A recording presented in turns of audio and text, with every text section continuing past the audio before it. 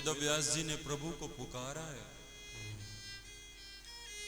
हे प्रभु अब आप ही किसी को भेजिए, नहीं तो इस ग्रंथ का प्रचार प्रसार कैसे होगा। भगवान श्री निकुंज में श्री राधा जी से बात कर रहे थे कि किसको भेजा जाए।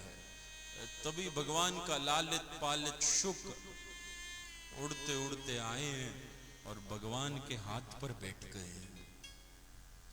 भगवान ने उन्हें अनार के दाने पवाए हैं और जो शुकदेव को देखा, दोनों ने एक स्वर में कह दिया, शुकदेव को धरती पर भेजना चाहिए,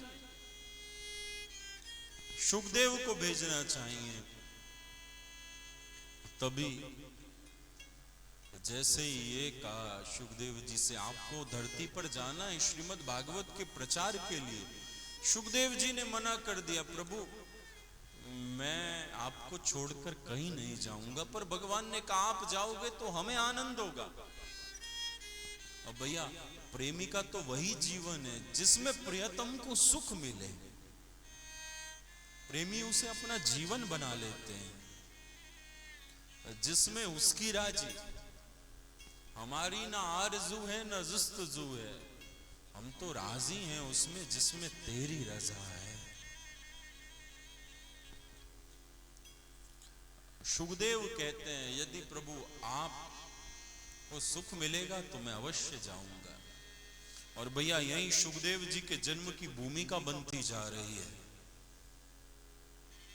एक दिन की बात है, देवर्षि नारद कैलाश गए।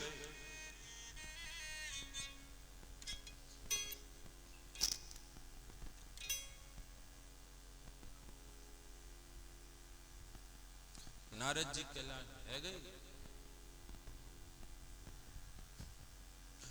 तो नारद जी कैलाश गए और कैलाश जाने के बाद महादेव का दर्शन करना चाहते थे, लेकिन महादेव तो समाधि में है। अब दर्शन कैसे हो? तो भगवान शंकर तो समाधि में थे। नारद जी ने सोचा अंदर मंदिर में जाकर पार्वती जी से मिलने। जो भीतर गए तो पार्वती जी ने प्रणाम किया है नारद जी को। पार्वती जी के गुरुदेव है नारद जी। प्रणाम किया नारद जी को तो नारद जी ने पूछा, देवी सब कुशल से तो है, आनंद तो है? पार्वती जी ने कहा, हाँ गुरुदेव बड़ी आपकी कृपा है, सब आनंद है, सब बहुत अच्छा है। नारद जी बोले, देवी एक बात बताओ, महादेव आपको प्रेम तो करते हैं? कहा गुरुदेव आपकी करुणा है, खूब प्रेम करते हैं, बहुत प्रेम करते हैं। अच्छा फिर देवी ये बताओ, भगवान शंकर के गले में, उनके कंठ में जो मुंडों की माला है, इसमें किसके मुंड हैं? भगवान शंकर जो मुंड माला पहनते हैं कंठ में, उसमें मुंड किसके हैं? देवी पार्वती कहती हैं, गुरुदेव ये तो मैं नहीं जानती। अच्छा भगवान शंकर ने कभी तुम्हें बताया नहीं इसमें किसके मुंड है? पार्वती जी कहती हैं, गुरुदेव कभी भी नहीं बताया। नारद जी कहते हैं, देखो देवी अब आपकी तो आप जानो, लेकिन सत्य तो यह है, जहां प्रीत पर्दा नहीं, जहां पर्दा नहीं प्रीत। प्रीत करे पर्दा करे तुलसी है अनीत। जहां प्रेम होता है वहां पर्दा नहीं होता, छिपाव नहीं होता, और जहां पर्दा होता है तो वहां प्रेम नहीं होता। अब आपकी आप जानो, हम तो चले। अब नारद जी तो चिंगारी लगाकर चले गए, लेकिन देवी पार्वती तो एकदम उस चिंगारी से जलने लगा है उनका हृदय। बार बार ये सोचती है, महादेव के कंठ में किसके मुंडों की माला है, यही विचार करती हैं बार बार। तभी नित्य एक ही प्रतीक्षा में रहती हैं, कब महादेव समाधि का त्याग कर दें और कब उनसे प्रश्न कर दूं, आपके कंठ में किसके मुंडों की माला है। एक दिन ऐसा भी आया, महादेव ने समाधि का त्याग किया, जो डमरू नाद किया, तुरंत पार्वती देवी आई और पहले तो महादेव को देखकर प्रणाम करती थी, आज प्रणाम भी नहीं, कोई कुशल भी नहीं पूछा और सीधे कहा प्रभु मेरे प्रश्न का उत्तर दो, आपके कंठ में जो मुंडों की माला है उसमें किसके मुंड है? जो प्रश्न किया, प्रभु शीघ्रता से बताओ, ये जो मुंडमाल आप पहनते हो इसमें किसके मुंड है? शंकर जी कहते हैं देवी क्या नारद जी आए थे? हाँ पतिदेव गुरुदेव पधारे थे, पर आपको कैसे पता? शंकर जी कहते हैं ये काम नारद जी कर सकते हैं। देवी इसमें किसी और के मुंड नहीं, आपके ही मुंड है। जब जब आप शरीर का त्याग करती हो तब आपका मुंड में ले लेता हूं और अपनी माला में पिरो लेता हूं। मेरे मुंड माल में आपके ही मुंड है। तो पार्वती देवी कहती हैं प्रभु मैं बार बार शरीर धारण करूं फिर मृत्यु को प्राप्त हूं, आपको कुछ नहीं होता, आप ऐसे ही रहते हैं। शंकर जी ने कहा हाँ देवी मैं ऐसा ही रहता हूं, मुझे कुछ नहीं होता। क्यों? क्योंकि मैंने अमर कथा श्रवण कर ली है, मैंने अमर कथा सुन ली है, मैंने ये श्रीमद् भागवत सुन ली है, मैं अमर हो गया। और देखो भैया, क्योंकि मुझे ऐसा लगता है जीना प्रैक्टिकल बहुत अच्छा होता है। जो मध्य का मार्ग है ना, भगवान बुद्ध ने मध्य का मार्ग निकाला है। तो जो मध्य मार्ग है वो बहुत सुंदर है, एकदम बीच वाला।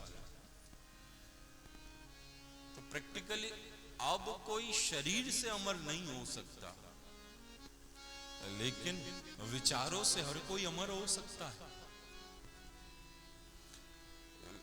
अगर कोई प्रश्न करे व्यक्ति अपने आप में क्या है, तो व्यक्ति अपने आप में कुछ भी नहीं, व्यक्ति एक विचार है। और जिनके विचार श्रेष्ठ हैं वो अमर हो जाते हैं, बिल्कुल अमर हो जाते हैं। जिनके विचार श्रेष्ठ होते हैं वो कोई स्वामी विवेकानंद बन जाता है, कोई रामकृष्ण परमहंस बन जाता है, कोई आइंस्टीन बन जाता है, कोई महात्मा गांधी बन जाता है। और ऐसा विचार समाज को देते हैं जिससे वर्षों तक व्यक्ति लाभान्वित होता रहे। उन विचारों के माध्यम से वो अमर हो जाते हैं। तो शंकर जी कहते हैं मैंने तो अमर कथा सुन ली है, मैं अमर हो गया हूं। तो देवी पार्वती ने कहा प्रभु वो कथा मुझे भी श्रवण कराइए, मैं भी अमर कथा श्रवण करना चाहती हूं। शंकर जी ने कहा देखो देवी, वो तो ठीक है, लेकिन अमर कथा सिर्फ अधिकारी को मिलती है, जो अधिकारी है। ये श्रीमद् भागवत का यदि कोई अधिकारी नहीं तो इस कथा के तत्वों को प्राप्त नहीं कर सकता, इसे श्रवण नहीं कर सकता, अधिकारियों को ही प्राप्त होती है। और देवी ये तो गए।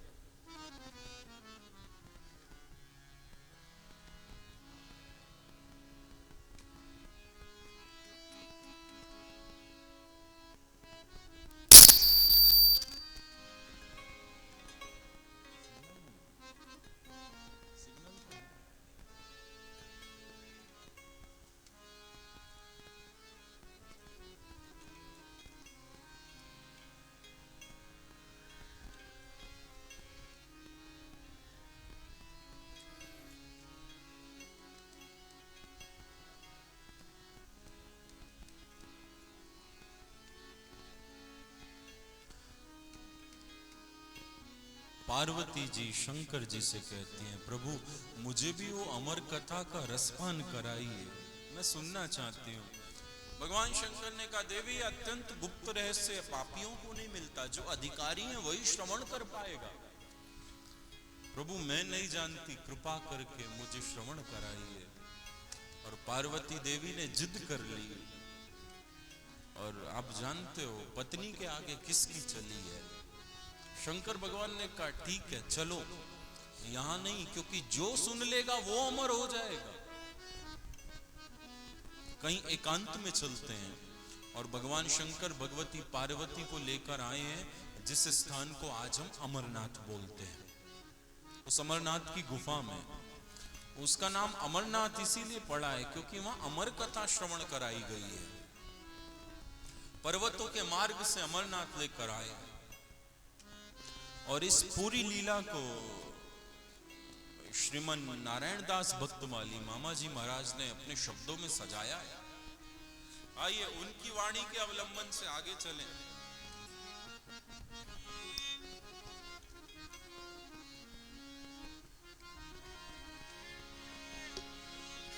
मामा जी कहते हैं क्योंकि जब भगवान शंकर पार्वती जी को लेकर आए हैं अमरनाथ के गुफा में, तो देवी पार्वती से कहा, देखो देवी, हर वक्ता की कथा कहने की अपनी एक शैली होती है, अपनी एक अलग अदा है सबकी।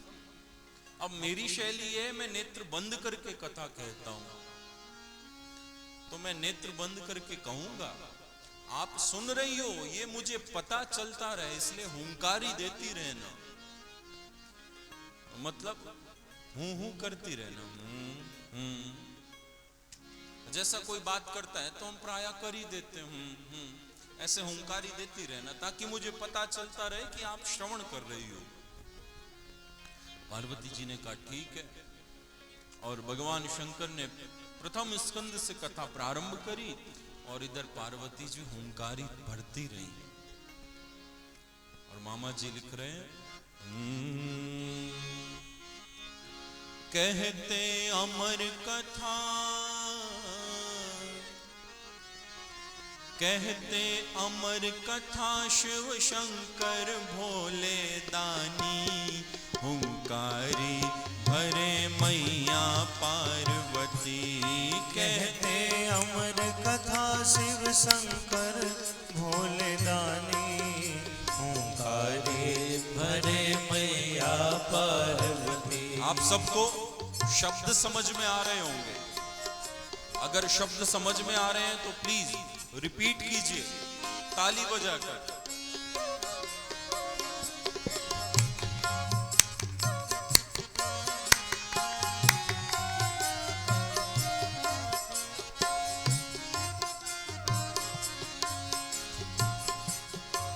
कहते अमर कथा शिव शंकर भोले दानी, हुंकारी भरे मैया पार्वती। कहते अमर कथा शिव शंकर भोले दानी, हुंकारी भरे मैया पार्वती। नारद जी समझाए गए और गिरजा ने हट ठानी।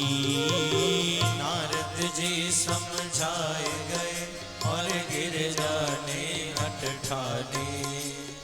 पृष्ठभूमि पे शंकर जी ने हरि इच्छा अनुमानी। पृष्ठभूमि पे शंकर जी ने हरि इच्छा अनुमानी। लगे होने लगी जय हो, शुरू होने लगी हरि कथा अमित रस खानी। ओंकारी भरे मैया पार्वती। कहते अमर कथा शिव शंकर भोले दानी, ओंकारी भरे मैया पार्वती।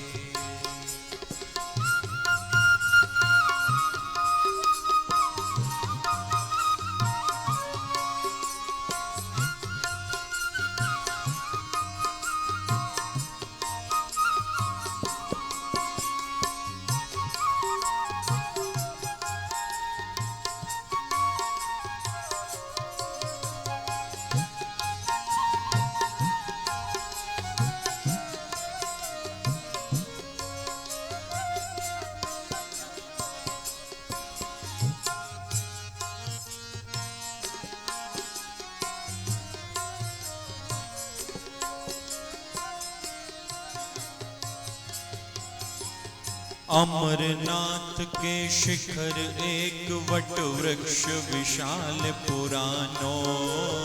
अमरनाथ के शिखर एक वट वृक्ष विशाल पुरानो। अमरनाथ के शिखर एक वट वृक्ष विशाल पुरानो। अमरनाथ के शिखर एक वट वृक्ष विशाल पुरानो। शिव विश्राम विकट जय करके वेद पुराण बखानो। शिव विश्राम करते वेद पुराण बखानो। शिव विश्राम विकट जय करके वेद पुराण बखानो। शिव विश्राम विकट जय करके वेद पुराण बखानो। बैठे बागंबर पर जय हो।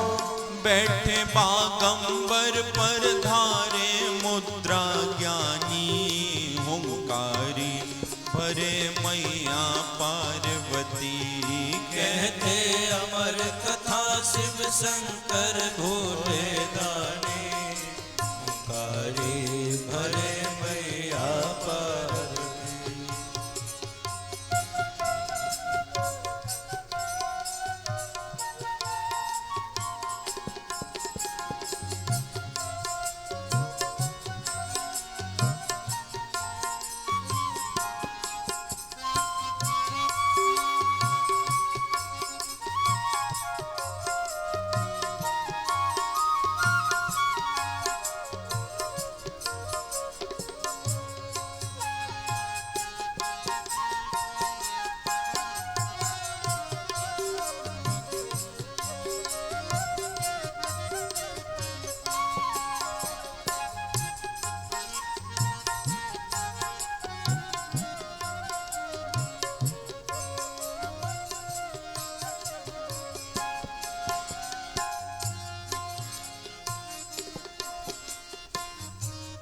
कथा प्रारंभ हुई और भगवान शंकर श्रवण करा रहे थे और कथा चलती जा रही है, लेकिन कथा पूरी नहीं हो पाई।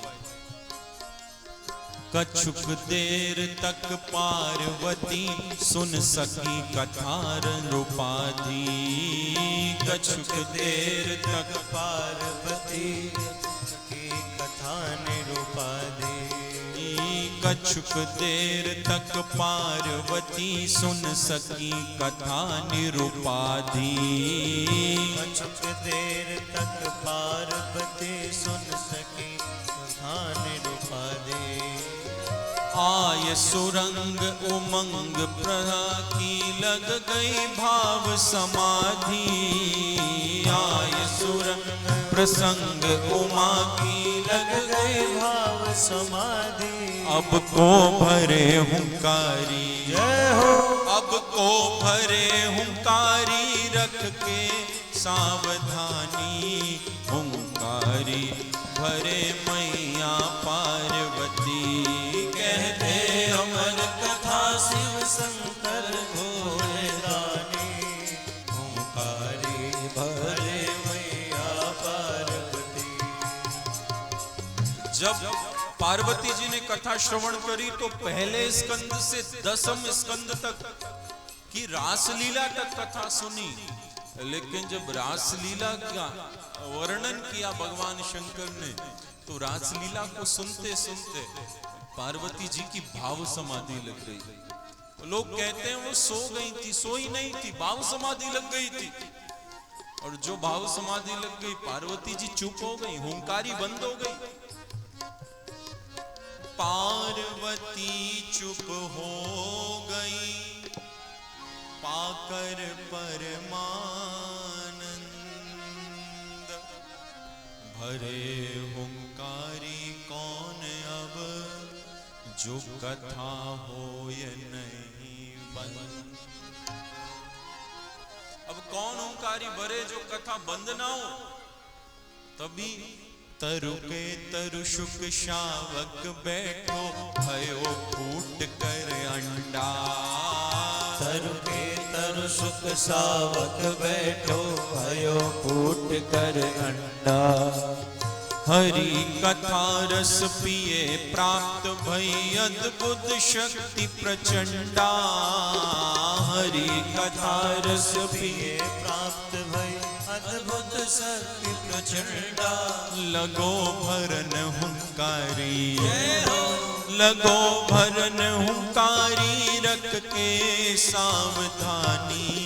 हुंकारी भरे मैया पार्वती, कहते अमर कथा शिव शंकर भोलेदानी। हुंकारी भरे मैया पार्वती। जब पार्वती जी चुप हो गई, क्योंकि जब भगवान शंकर जी पार्वती जी को लेकर इस गुफा में आए थे तो वहां तोता मैना बैठे थे। उन्होंने एक अंडे का प्रसव किया था। तोता मैना तो भाग गए पर अंडा वहीं रह गया, और इसी अंडे में शुभदेव है। शुभदेव है। जब पार्वती जी की भाव समाधि लग गई, वो चुप हो गई, तब ऊपर से शुभदेव हुंकारी बनने लगे, वो हूं करने लगे। अंडा फूट गया था। भगवान शंकर के विरह अग्नि के जो श्वास निकले, अंडे पर जो पड़े, अंडा फूट गया। शुभदेव वहां से प्रकट हो गए थे और हुंकारी बनने लगे थे। हुंकारी बढ़ते जा रहे थे। अब जब महादेव ने कथा पूरी करी, जो कथा पूरी हुई है, 12 स्कंद पूरा हुआ, तभी महादेव ने जय घोष किया है, श्री आनंद कंद भगवान की जय हो। जो जय घोष किया, पार्वती जी की भाव समाधि छूट गई। और समाधि छूटी तो तुरंत पार्वती जी बोली, क्या हुआ प्रभु, कथा पूरी हो गई, आप चुप क्यों हो गए? शंकर जी ने कहा, कथा पूरी हो गई देवी, अब क्या बोले, कथा पूर्ण हो गई। पर पार्वती जी कहती हैं, मैंने तो प्रभु पूरा सुना ही नहीं, मैंने तो बस रास लीला तक की कथा श्रवण करी है, मैं आगे की सुन नहीं पाई। शंकर जी ने कहा, यदि तुम नहीं सुन पाई तो हुंकारी कौन दे रहा था, किसने हूं करी है? पार्वती जी कह रही है, मुझे नहीं पता, मैं नहीं जानती कौन हुंकारी दे रहा था। जो इधर उधर देखा तो दिख गया, एक शुक बैठा है, एक तोता बैठा है, वो हुंकारी दे रहा था। तभी भगवान शंकर को क्रोध आता है, त्रिशूल उठाते हैं, रुक अभी मार दूंगा। मारने भागे हैं शुभदेव को। शुभदेव आगे भागे जा रहे हैं, महादेव पीछे भाग रहे थे। पर्वतों के मार्ग से पहुंचे हैं बद्रीनाथ, और बद्रिकाश्रम पहुंचकर जहां वेदव्यास जी की गुफा है, कथा कहती है उस समय वेदव्यास जी की धर्मपत्नी स्नान के बाद अपने बाल सुखा रही थी। वहीं उन्हें जम्वाई आती है और उनके मुख के मार्ग से शुभदेव उनके गर्भ में प्रविष्ट हो जाते हैं। जो शंकर भगवान आए पीछे से, महादेव को देखकर वेदव्यास जी ने प्रणाम किया है, प्रणाम किया और कहने लगे, प्रभु आप पहले विश्राम कीजिए, आप इतने क्रोध में क्यों हैं? महादेव ने कहा, विश्राम पूजन सब बाद में होगा, पर पहले मेरी कथा के चोर को बाहर निकालो। तुम्हारी पत्नी के गर्भ में प्रविष्ट हो गया है, ये मेरी कथा का चोर है, इसने चुराई है मेरी कथा, अमर कथा चुरा ली है, मैं इसे छोड़ूंगा नहीं, मार दूंगा। तो वेदव्यास जी ने कहा है, प्रभु आपको दुनिया भोले बाबा कहती है, आप बहुत भोले हो, बहुत भोले हो।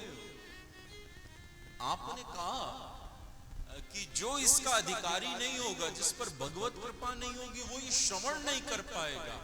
अर्थात इसने सुना है, मतलब इस पर भगवत कृपा है। और दूसरी बात, आप ही के वचन है, जो इस कथा को सुन लेगा वो अमर हो जाएगा। अब इसने सुन लिया, ये तो अमर हो गया, अब कैसे मारेंगे इसे? आप मारने भागे हो इसे, अब ये कैसे मरेगा, ये तो अमर हो गया। अभी चेतना आई है महादेव को। महादेव कहते हैं, वेदव्यास जी बात बिल्कुल ठीक कहते हो। तभी ध्यान करके देखा, ये है कौन? जो कथा का अधिकारी है। और जो ध्यान करके देखा, सब लीला प्रकट हो गई।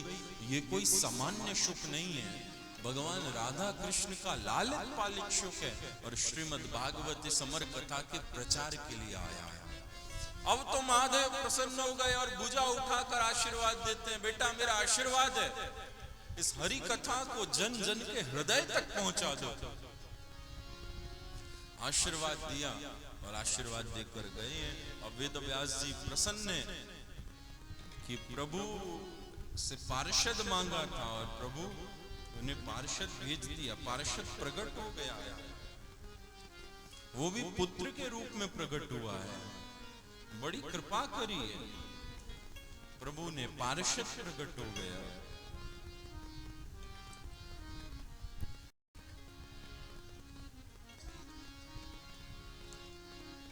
तभी वेद व्यास जी, अब सुखदेव जी, क्योंकि वेद व्यास जी की पत्नी के गर्भ में है, तो रोज सुखदेव जी से कहते हैं बेटा बाहर आ जाओ,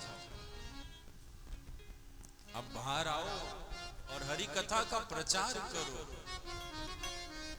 लेकिन सुखदेव जी कहते हैं नहीं पिताजी मैं बाहर नहीं आऊंगा, बाहर आऊंगा तो माया लग जाएगी।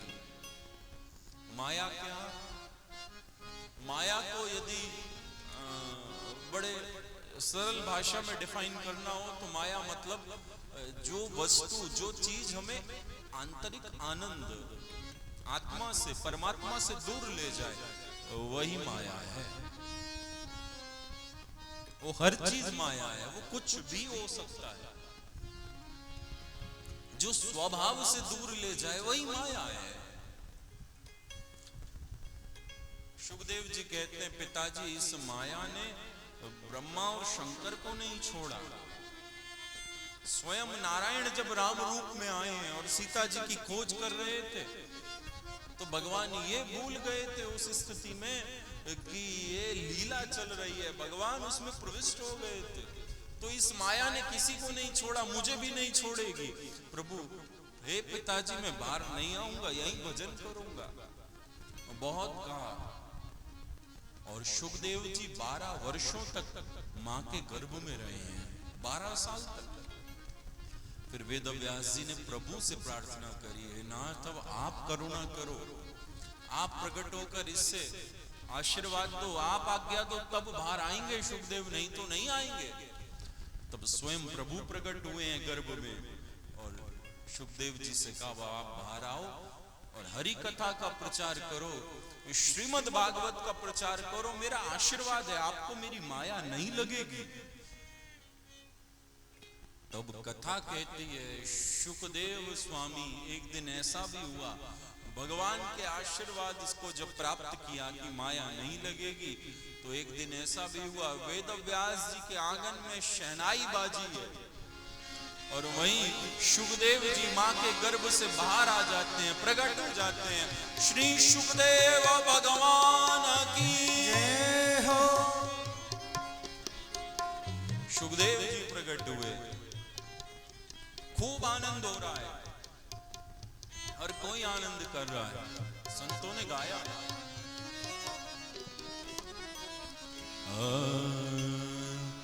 राधा रानी के प्यारे सुखदेव पधारे, राधा रानी के प्यारे सुखदेव पधारे, राधा रानी के प्यारे सुखदेव पधारे, राधा रानी के प्यारे सुखदेव पधारे।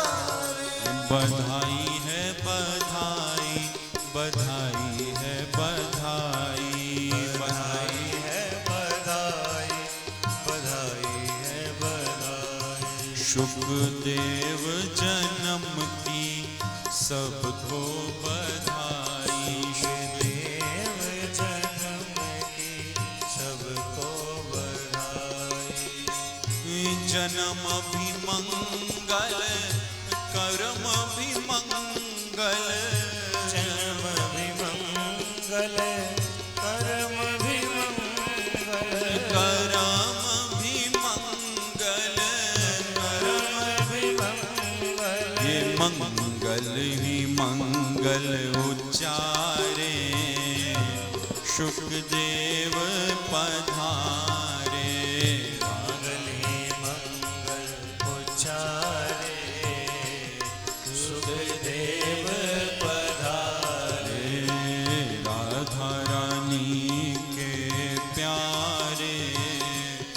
सुखदेव पधारे।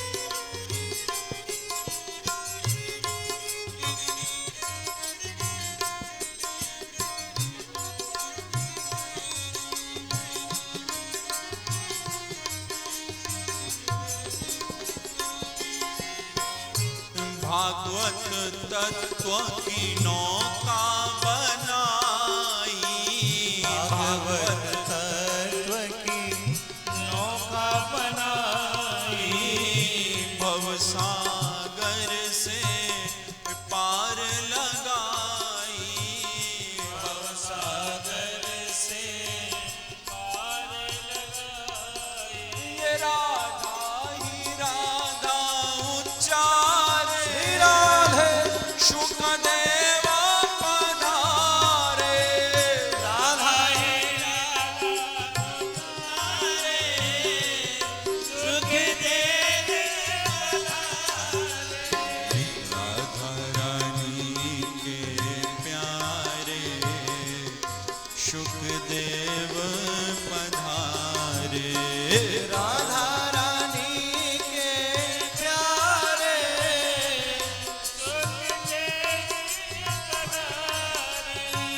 राधा रानी के प्यारे सुखदेव पधारे।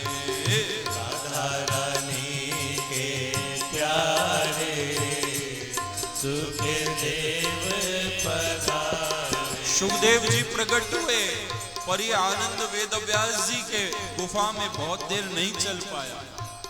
जैसे ही प्रकट हुए, अभी जात कर्म संस्कार नहीं था, यज्ञोपवीत की कौन कहे, तुरंत भाग चले।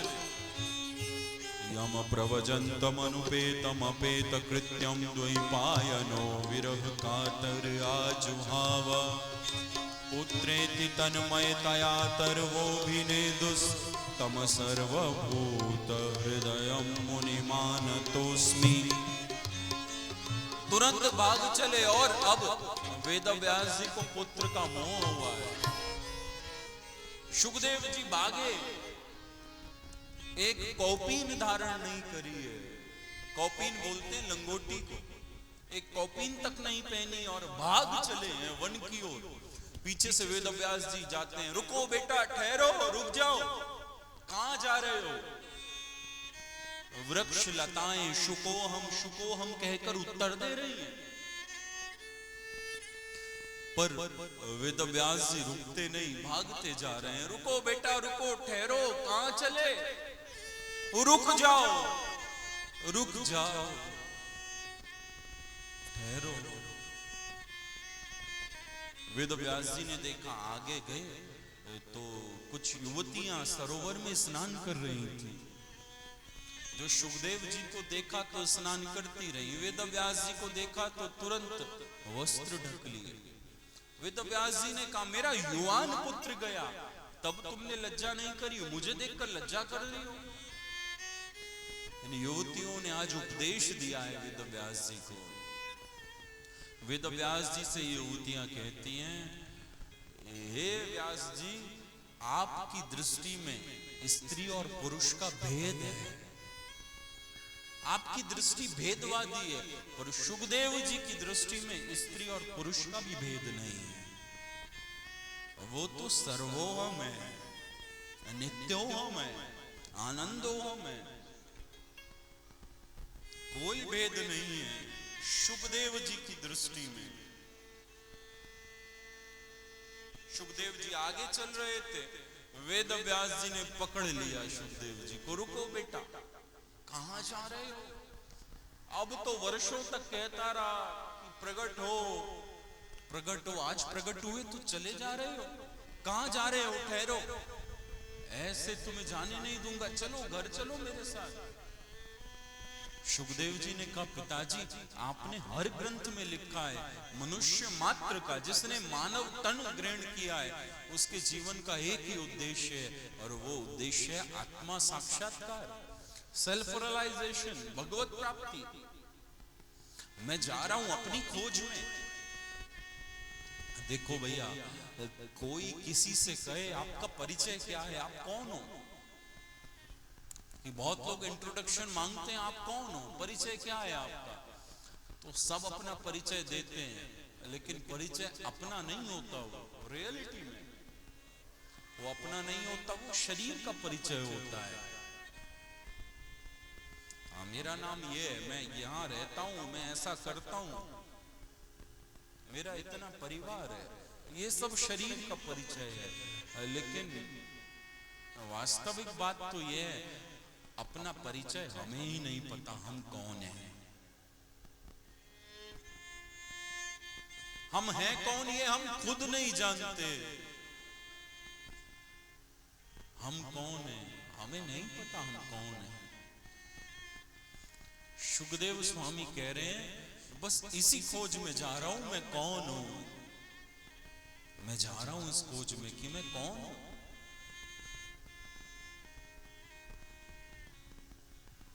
और वहीं वेद व्यास जी ने सुखदेव जी से कहा है, आप खोज तो करना, लेकिन ऐसा करो ना कि जब कुछ बूढ़े हो जाओ, जब आयु और बढ़ जाए, तब खोज करना अपनी, अभी नहीं। जब आयु बड़ी हो जाए, जब सीनियर सिटीजन हो जाओ, तब आत्म खोज में जाना, तब भगवत प्राप्ति के लिए प्रयत्न करना। सुखदेव जी वेद व्यास जी को कहते हैं, यद्यपि वेद व्यास जी भगवान के अवतारों में कहे गए हैं, लेकिन पुत्र का मोह हो गया, और मोह क्या नहीं करा देता, क्या नहीं कराता मोह। कुछ भी करा देता है। मोह सकल व्याधिन कर मूला, तिनते पुनि उपजई बहु सूला।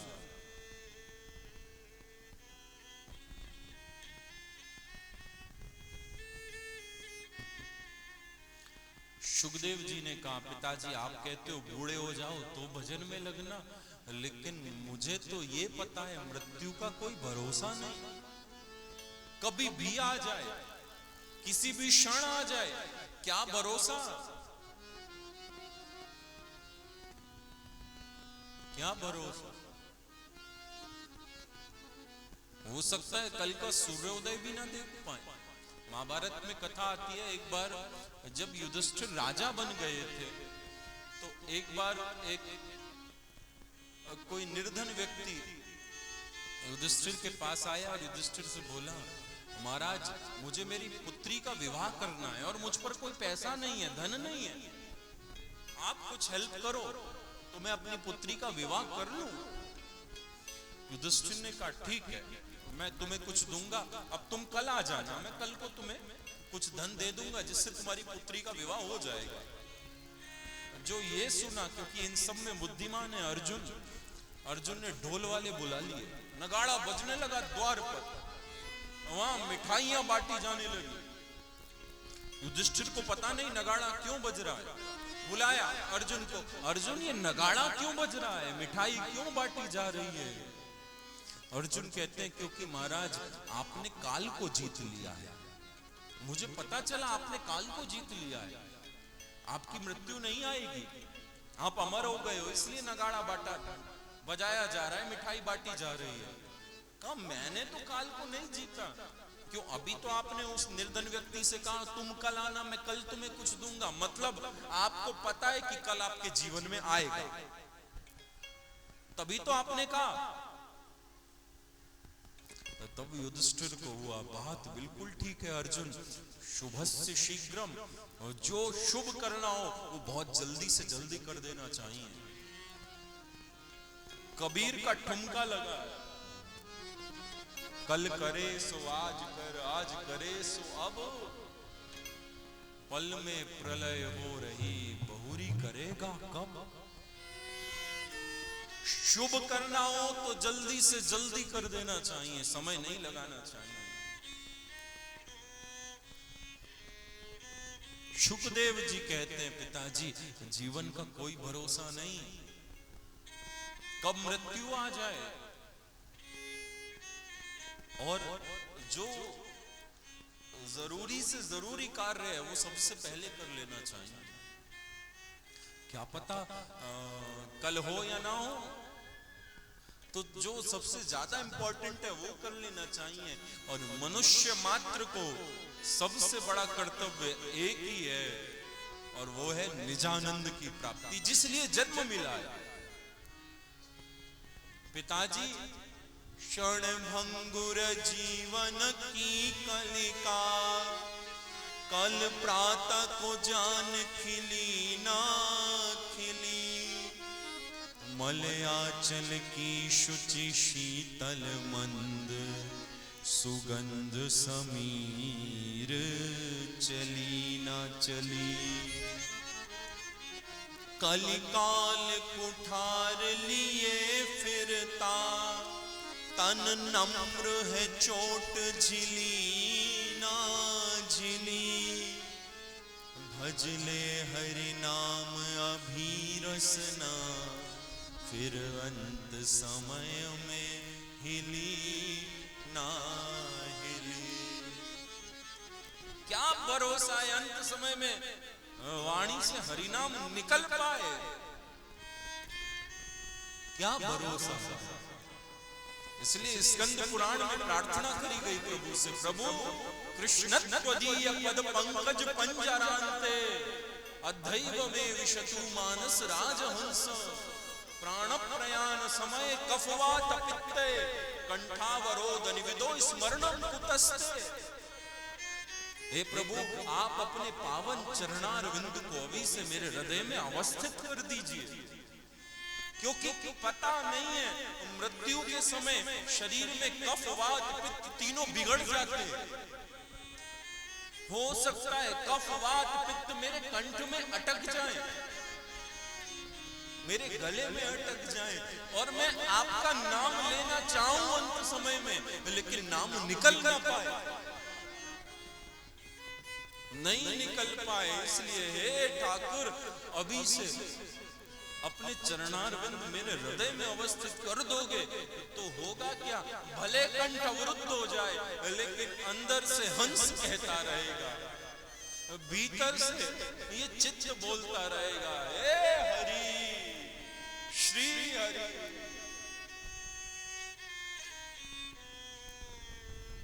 सुखदेव जी नहीं माने, चले गए तप करने, और निराकार के ध्यान में बैठे थे। अब वेद व्यास जी को चिंता ये पुनः कैसे आएंगे और कब श्रीमद् भागवत का प्रचार करेंगे। तभी वेद व्यास जी ने एक युक्ति लगाई, अपने शिष्यों को भागवत के कुछ श्लोक याद करा दिए और कहा जहां भी मेरा बेटा बैठा हो बस उसके पास जाकर ये श्लोक गा देना। जब ये श्लोक की महिमा इसकी झांकी उसके चित्त में आएगी तो निराकार के ध्यान में रह नहीं पाएगा, साकार में आ जाएगा। और वेद व्यास जी के शिष्य ढूंढने लगे सुखदेव कहां, और उन्हें एक दिन सुखदेव मिल भी गए। सुखदेव जी निराकार का ध्यान कर रहे थे और वहीं वेद व्यास जी के शिष्य ने एक श्लोक गा दिया।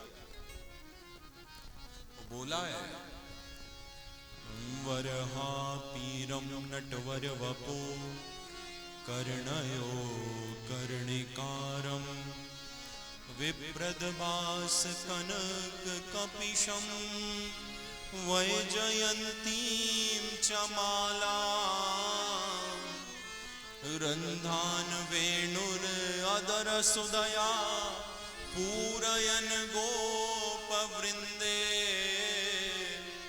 वृंदारण्यं स्वपदरमणं प्राविशत गीत कीरति। श्लोक भगवान की गौचारण लीला का श्लोक है।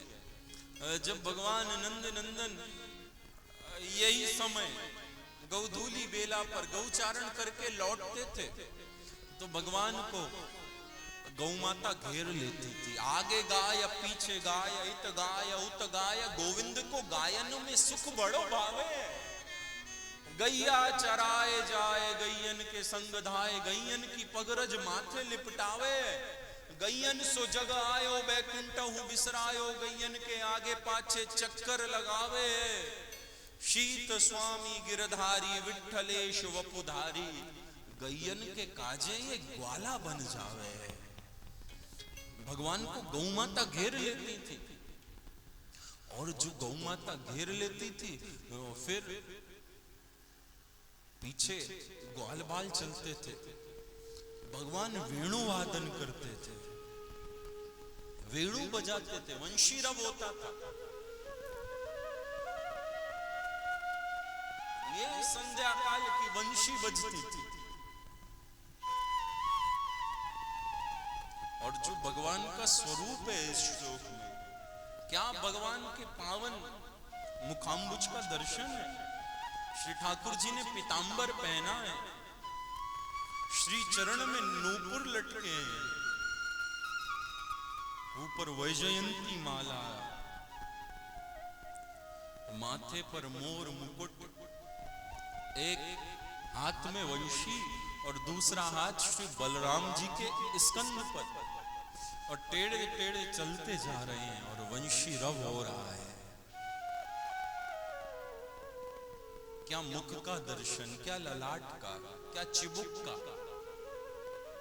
क्या नेत्रों का, क्या कर्णों का, क्या मस्तक का, क्या कामदेव के धनुष के समान भावों का दर्शन, क्या नासिका का, क्या अधरों का। जो दर्शन किया शुभदेव जी रुक ना पाए उस निराकार के ध्यान में। श्लोक में भगवान की जिस झांकी का वर्णन था वो चित्त में प्रकट हो गई, और जो चित्त में प्रकट हो गई मन निराकार में लग नहीं रहा, साकार में आ गया। क्या स्वरूप है, क्या झांकी है, क्या झांकी प्रभु की। ही सोवत है मोतियन माला, सिर मोर की मुकुटी साज रही। ये सोवत है मोतियन माला, सिर मोर की मुकुटी साज रही। इन प्यारी अलकावलियों पर कोटि सुंदरता लाज रही। इन प्यारी अलकावलियों कोटि सुंदरता लाज रही। भगवान के कंठ में मोती की माला, वैजयंती माला, पुष्पों की माला, सिर पर सुंदर मोर पखा, और जो अलकावलियों का दर्शन है। अलकावली बोलते हैं ये घुंघराले बालों को। इसे कोई देखे तो इसे देखकर ऐसा लगता है छोटा मोटा नहीं, करोड़ों सुंदरता लज्जित हो जाए। इन प्यारी अलकावलियों पर कोटि सुंदरता लाज रही। इन प्यारी अलकावलियों पर कोटि सुंदरता लाज रही। तिरछे के तिरछे नयन कमल, जिन देखा उनकी लाज गई। जिन देखा उनकी लाज गई। जिन देखा उनकी लाज गई। हरि शरणम बलि बलि जाए न क्यों। हरि शरणम बलि बलि जाए न क्यों। मोहन की वंशी बाज रही। हरि शरणम बलि बलि जाए न क्यों। मोहन की वंशी बाज रही। मोहन की वंशी बाज रही।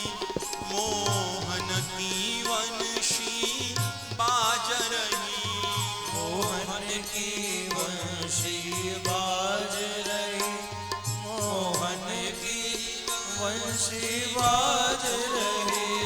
हरि शरणम बलि बलि जाए न क्यों, मोहन की वंशी बाज रही। हरि शरणम बलि बलि जाए न क्यों, मोहन की वंशी बाज रही। मोहन की वंशी बाज मोहन की बाज रहे। मोहन की वंशी बाज रही। जो चित्त में झांकी का दर्शन किया, नेत्र खोल लिए, क्या सुंदर छवि है। लेकिन तभी मन में आया कि जरूरी नहीं जिसका तन सुंदर हो उसका मन भी सुंदर हो। क्या पॉसिबिलिटी है? क्योंकि समाज में कई लोग ऐसे मिलते हैं जो देखने में बहुत सुंदर होते हैं, बहुत सुंदर होते हैं देखने में, लेकिन स्वभाव बिगड़ा हुआ होता है, स्वभाव से सुंदर नहीं होते।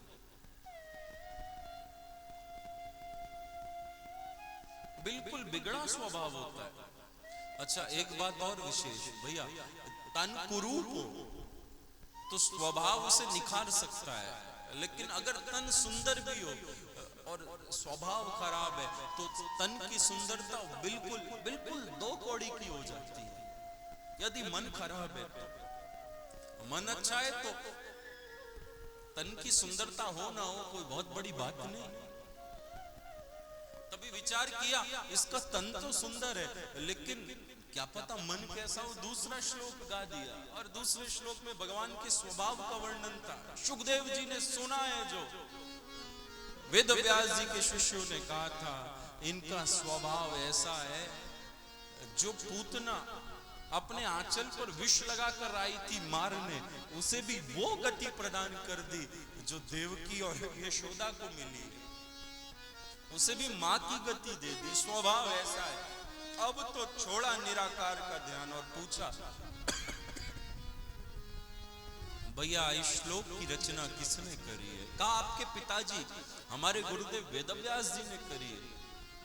वेदव्यास जी के चरणों में आए हैं और इन 18,000 श्लोकों का आद्योपांत अध्ययन किया है। इसे जीवन में उतारा है, श्रीमद् भागवत के रस का पान किया।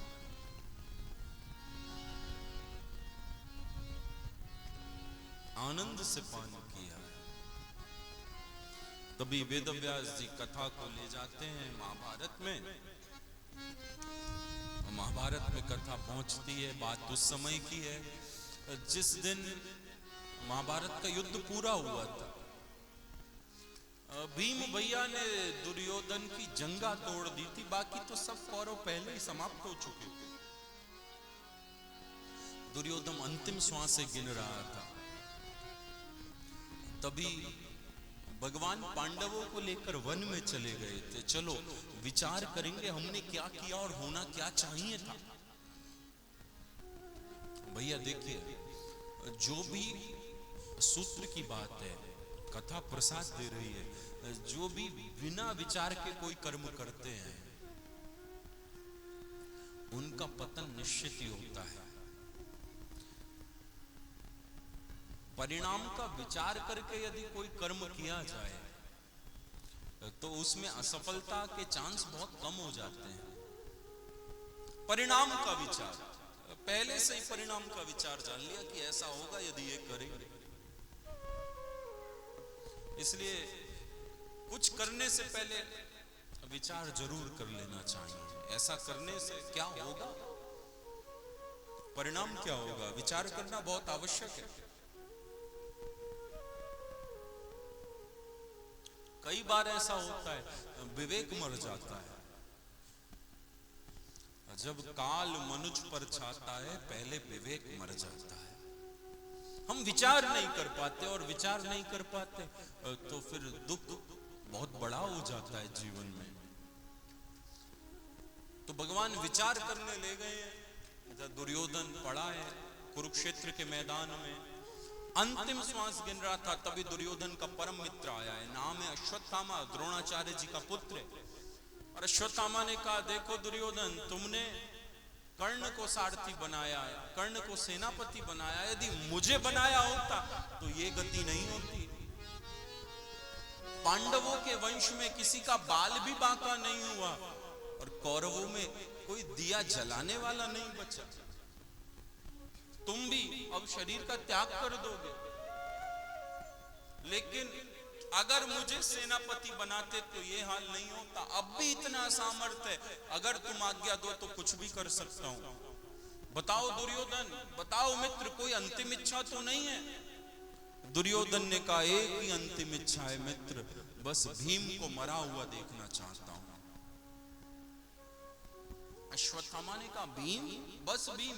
तुम आज्ञा दो तो पांचों पांडवों को मार सकता हूं। दुर्योधन ने कहा, इससे बढ़िया क्या बात होगी, जाओ मार दो। अश्वत्थामा आया है, भगवान पांडवों को तो वन में ले गए थे, पांडवों के शिविर में आया, लेकिन शिविर में पांडव नहीं थे, पांडवों के पांचों पुत्र थे।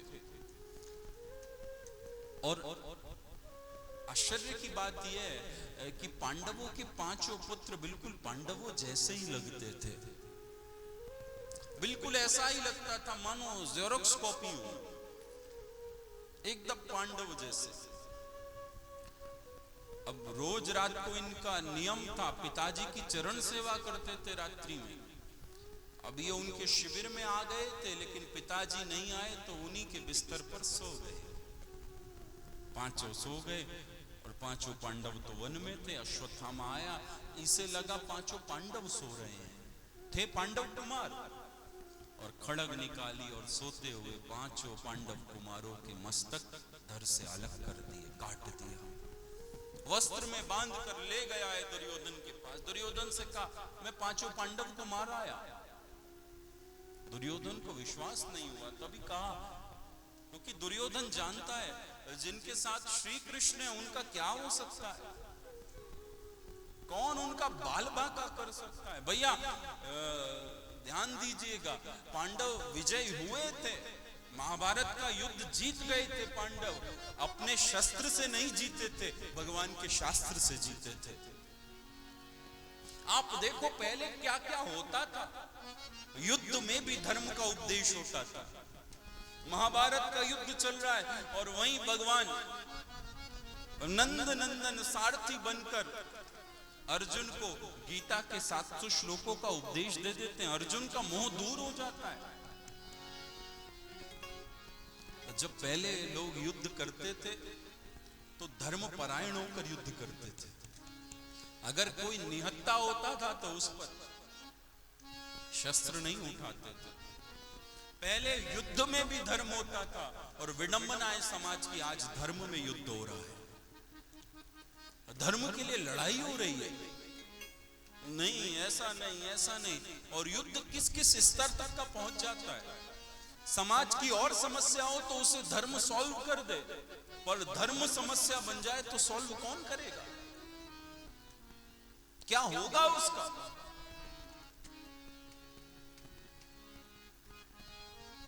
दुर्योधन को विश्वास नहीं हुआ कि पांचों पांडव मर गए। कहा, भीम का सिर दो। भीम के पुत्र का सिर दिया। अब अश्वत्थामा को लग रहा था ये भीम का शीश है, जो दबाया फूट गया। आज दुर्योधन कहने लगा, अरे आतताई, ये भीम का सिर नहीं, भीम के पुत्र का सिर है। तूने पांडवों को नहीं मारा, पांडव कुमार को मारा है, पांडव कुमारों को मार दिया। तुझे पता नहीं, हमारे वंश में और तो कोई नहीं बचा है, लेकिन जब श्राद्ध पक्ष आते तो यही बालक ताऊ जी कहकर हमें जल देते, तूने उन्हें मार दिया, अब जल कौन देगा। अरे आतताई, हमारी शत्रुता तो पांडवों से थी, बच्चों ने हमारा क्या बिगाड़ा था।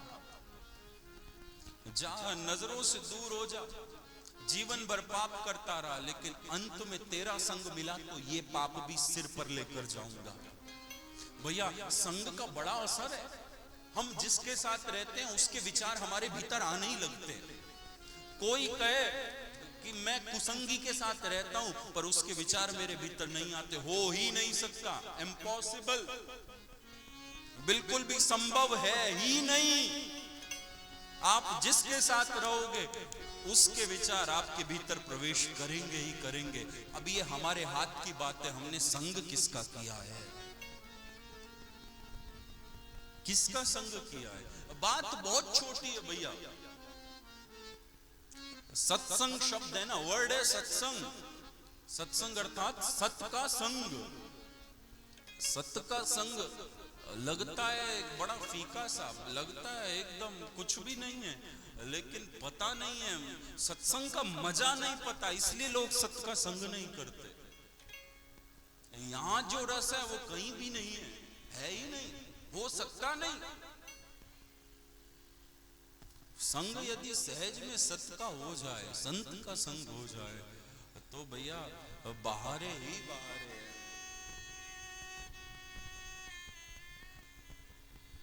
आनंद ही आनंद है। और बड़ी बात तो यह, सुख में तो सब आनंद ले लेते, दुख भी आनंद देता है। खटक, एक शेर है बड़ा सुंदर, खटक गुदगुदी का मजा दे रही है। खटक गुदगुदी का मजा दे रही है, जिसे इश्क कहते हैं शायद यही है। दुख भी मजा देता है, आनंद देता है। और कथा कहती है दुर्योधन रो रो कर वहीं प्राणांत करता है। इधर सुबह हुई है, ब्रह्म मुहूर्त हुआ, द्रौपदी उठी है, जो पांडवों के शिविर में प्रवेश करने लगी, क्या देखती है, रक्त की धार बह रही है। भीतर गई, देखा पांचों पांडव कुमार के मस्तक कोई काट के ले गया। किसी माँ का एक पुत्र जाए तो कितना दुख होता है, क्या बीती है द्रौपदी। पांचों पुत्र एक साथ चले गए, चिल्ला उठी। भगवान आ गए, पांडव आ गए, भगवान धीरज बंधाते हैं। तभी अर्जुन प्रतिज्ञा लेते हैं, मैं प्रतिज्ञा लेता हूं मार कर ही छोड़ूंगा हत्यारे को। अर्जुन भगवान के साथ ढूंढने जाते हैं। इधर अश्वत्थामा भागा है, क्योंकि अब पांडव मुझे छोड़ेंगे नहीं, मैंने पांचों पांडवों के बालक मार दिए। अश्वत्थामा भागा और जो पकड़ना चाहा, अश्वत्थामा ने युद्ध प्रारंभ किया है। युद्ध हुआ, अश्वत्थामा ने ब्रह्मास्त्र छोड़ा है, इधर अर्जुन ने ब्रह्मास्त्र छोड़ा। भगवान के कहने से दोनों ब्रह्मास्त्रों का भेदन कर लिया और अश्वत्थामा को पकड़ा, बांधा और घसीटते हुए लेकर आ रहे हैं। कहां? जहां द्रौपदी रो रही है, द्रौपदी के शिविर में, जहां पांचों पांडव कुमारों के शव पड़े हैं। बांध कर लाए हैं अश्वत्थामा को, घसीटते हुए लेकर आ रहे थे। लेकिन भैया जो द्रौपदी ने देखा है, ये भारत की संस्कृति प्रकट हो गई है।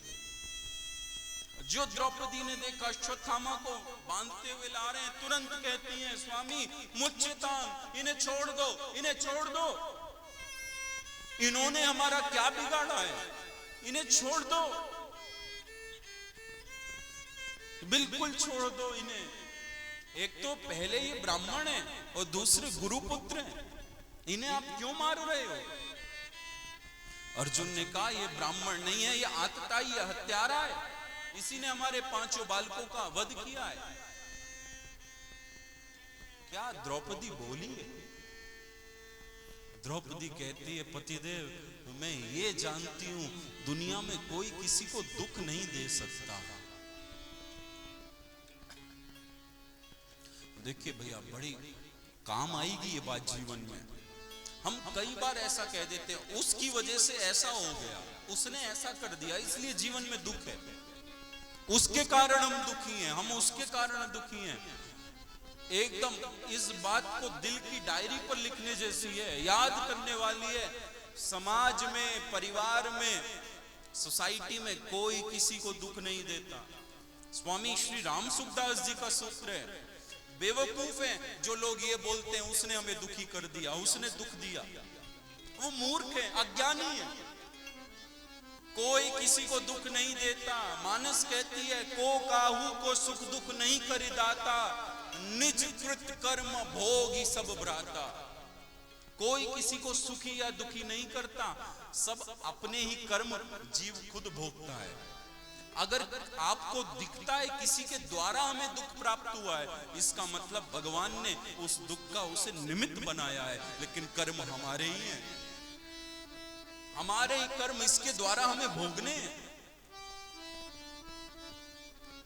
अपने ही कर्म ये भोगा रहा है हमें, लेकिन दुख कोई और देता है, किसी और के कारण हम दुखी हैं, ये भूल जाइए।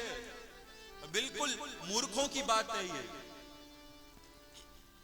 भक्तों की बात ये नहीं। भक्त जानता है कोई किसी को सुख दुख नहीं दे सकता, हमारे अपने कर्म ही, हमारा अपना प्रारब्ध ही हमें सुख और दुख का कारण बन जाता है।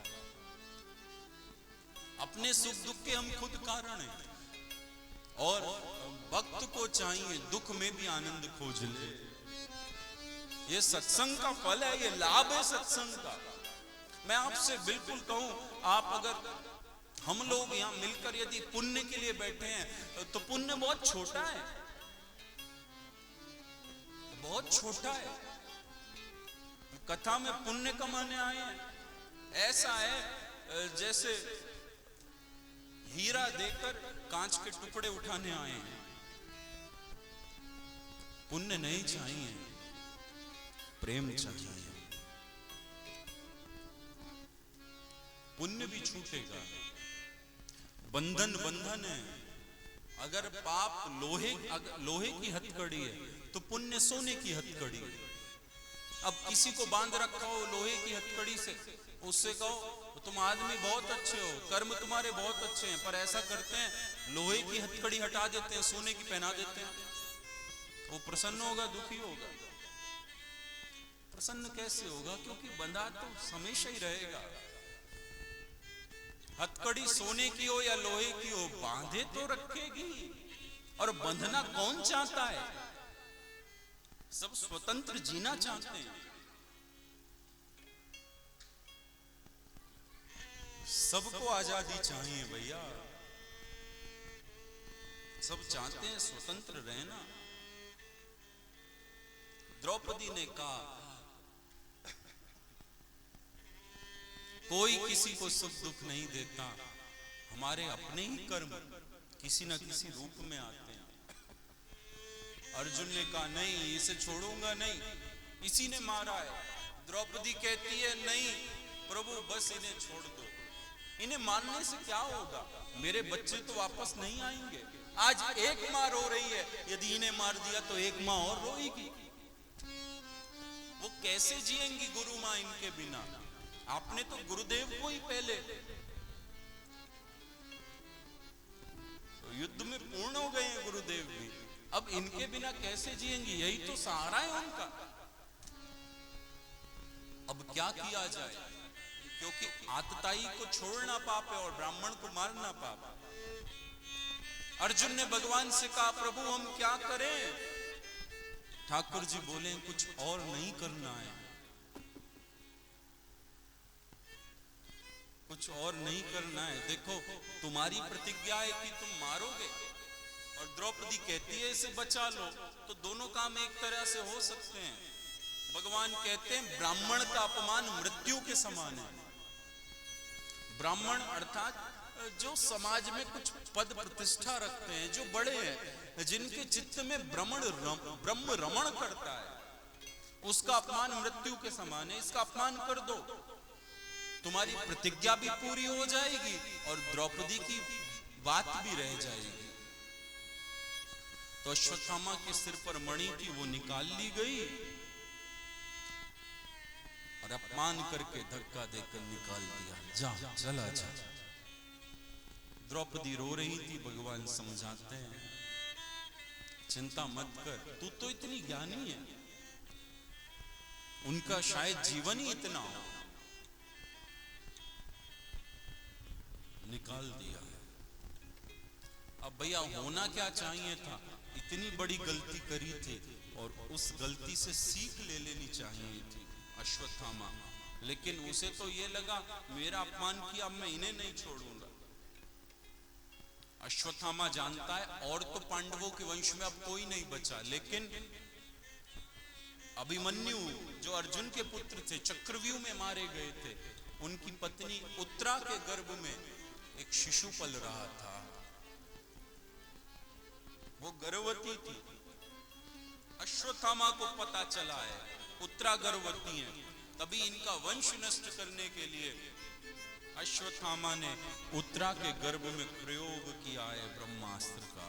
ब्रह्मास्त्र छोड़ा और जो ब्रह्मास्त्र गर्भ के पास आया, उत्तरा तड़पने लगी है, रोती जा रही थी, बहुत पीड़ा थी। बचाओ बचाओ, रक्षमाम रक्षमाम। भागते भागते अपनी सासू मां द्रौपदी के पास आई थी। माता जी, ऐसा लगता है गर्भ पर किसी ने प्रहार किया है, मुझे बचाओ मुझे बचाओ, भले ये शरीर मर जाए पर मेरे गर्भस्थ बालक की रक्षा करो। द्रौपदी कहती है, मेरे पास आने से कुछ नहीं होगा उत्तरा, मैंने सब पर आस लगाकर देख ली है। उत्तरा सुन बेटी, जब भरी सभा में दुशासन मुझे खींच कर लाया था, मेरी साड़ी खींच रहा था, पहले तो मुझे अभिमान था मेरे पति मुझे बचाएंगे, पर कोई काम नहीं आया, पांचों बिक चुके थे। फिर लगा था जितने बुजुर्ग बैठे हैं वो बचाएंगे, भीष्म चुप थे, धृतराष्ट्र चुप थे, किसी ने कुछ ना मानी। फिर मुझे अभिमान था अभी तो मेरे दांत बचे हैं, वो वज्र के हैं, वो बचाएंगे, लेकिन वो भी काम नहीं आए। जब सारे सहारे छूट गए तब मैंने भुजा उठाकर पुकारा था, हे द्वारिकानाथ रक्षमाम रक्षमाम, हे द्वारिकानाथ बचाओ। और बेटा, दुनिया के सारे सहारे कोई काम नहीं आए, लेकिन उस समय भगवान वस्त्र बनकर प्रकट हो गए थे, वस्त्र का रूप धारण करके प्रकट हो गए थे। और दुशासन साड़ी खींचते खींचते थक गया था, लेकिन साड़ी पूरी ना हो पाई, पूरी नहीं हो पाई। साड़ी खींच रहा था दुशासन साड़ी को, दुशासन साड़ी खींच रहा था, तभी संतों ने भाव दिया, द्रौपदी ने झटका दिया, जो साड़ी हाथ में आई है बस निर्वस्त्र होने ही वाली थी, तभी प्रभु को पुकारा था। जो दुशासन ने दोबारा साड़ी पकड़ी है खींचने को, संत कहते हैं अब भगवान ने अब दुशासन ने द्रौपदी की साड़ी नहीं पकड़ी, भगवान ने अपना पीतांबर पकड़ा दिया, ले अब खींच, कितना खींचेगा। हिरण गर्भ जिसके गर्भ में रहते हैं, अब खींच, कितना खींचेगा। अब दुशासन साड़ी खींचता जा रहा है और कहता है, नारी ही की साड़ी है कि साड़ी ही की नारी है, नारी बीच साड़ी है कि साड़ी बीच नारी है। साड़ी खींचता रह गया पर साड़ी पूरी नहीं हुई थी। इसलिए पुत्री, किसी के सहारे को मत देखना, सब सहारे छूटेंगे यहाँ, सारे आश्रयहीन हो जाएंगे। जा जल्दी द्वारिकानाथ की शरण चली जा, उनसे रक्षा की भेंट कर। भागी उत्तरा और जो ठाकुर जी के पास आई और प्रभु से कहती है, हे प्रभु मेरी रक्षा करो। पाहि पाहि महायोगिन देव देव जगतपते, नान्यम त्वद भयम पश्ये यत्र मृत्यु परस्परम। हे नाथ, हे द्वारिकानाथ मुझे बचाओ, हे जगतपति, भले ये शरीर छूट जाए, मेरे गर्भस्थ बालक की रक्षा करो। भगवान तुरंत सूक्ष्म रूप धारण करते हैं, गर्भ में प्रवेश कर जाते हैं और गर्भ के बालक की रक्षा करते हैं, ब्रह्मास्त्र को भेद देते हैं। और आपको पता है उत्तरा के गर्भ में कौन पल रहा है? श्रीमद् भागवत के मूल श्रोता परीक्षित जी, पांडवों के पौत्र हैं। भगवान ने परीक्षित की गर्भ में जाकर रक्षा करी। आप देखो, भागवत के मूल श्रोता परीक्षित जी, भगवान जिनके लिए गर्भ में गए, उन्हें गर्भ में दर्शन और स्पर्श प्राप्त है। और मूल वक्ता सुखदेव जी, अभी हमने सुना भगवान सुखदेव जी को भी गर्भ में जाकर दर्शन देते हैं, स्पर्श होता है। परीक्षित की रक्षा कर दी, तब सब व्यवस्थित हो गया, तब भगवान ने कुंती माता से कहा, बुआ जी अब मैं घर जाना चाहता हूं, बहुत दिन हो गए हैं द्वारिका को छोड़े हुए, अब पुनः द्वारिका में जाना चाहता हूं, अब आप आज्ञा दो। कुंती ने कहा, नहीं प्रभु, आप द्वारिका ना जाना, आप सदा यहीं रहिए। भगवान नहीं माने तो द्वारिका जाना ही चाहते थे। तब कुंती ने कहा, प्रभु यदि आप आज्ञा दो तो मैं आपकी स्तुति करना चाहती हूं। भगवान ने कहा, करो स्तुति। और कुंती ने भगवान की स्तुति करी है। नमस्तये पुरुषं त्वां मदीश्वरं प्रकृते परम् अलक्ष्यं सर्वभूतानां आत्मा बहिर्स्थितम् तथा परम हंसानां मुनीनामलात्मनां भक्ति योग विधानार्थं कथं पश्येमहि स्त्रिय कृष्णाय वासुदेवाय देवकी नंदनाय च नंदगोपकुमाराय गोविंदाय नमो नमः। नमः पंकजनाभाय नमः पंकजमालिने नमः पंकजनेत्राय नमस्ते पंकजाग्रये। कुंती ने स्तुति करी और प्रभु से कहा, प्रभु आज कुछ मांगने की इच्छा हो रही है, आप कृपा करो, आप आज्ञा दो तो कुछ मांग लो। भगवान कहते हैं, बुआ जी जब मांगने का समय था तब कुछ नहीं मांगा, आज क्या चाहिए आपको? कुंती कहती है, प्रभु पहले वचन दो, जो मांगूंगी वो आप दोगे। भगवान कहते हैं, बुआ जी यदि इस लोक में नहीं त्रिलोकी में कहीं भी होगा तब भी दूंगा, मांगो क्या चाहिए। और क्या मांगा है कुंती ने? जो मांगा है भैया बहुत बड़ा कलेजा चाहिए मांगने को। झोली फैलाई प्रभु के आगे, प्रभु यदि देना चाहते हो तो मुझे कुछ और नहीं चाहिए।